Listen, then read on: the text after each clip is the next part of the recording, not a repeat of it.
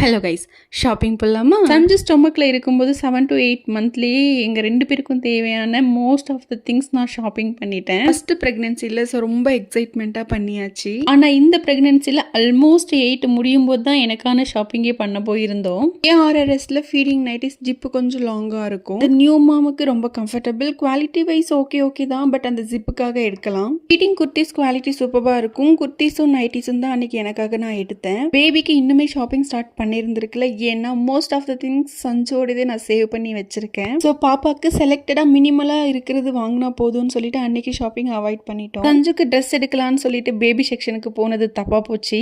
அங்க இருக்கிற டாய்ஸ் பார்த்துட்டு அவன் ரொம்பவே அடம் பிடிச்சா வாங்கி கொடுக்கணும்னு சொல்லிட்டு. சஞ்சு பொறுத்த வரைக்கும் ஆசை மட்டும் பட தெரியாது, நல்லாவே அடம் பிடிக்கவும் தெரியும். ஆனா நாங்க யாரு, அவங்களுடைய பேரண்ட்ஸ் ஆச்சே.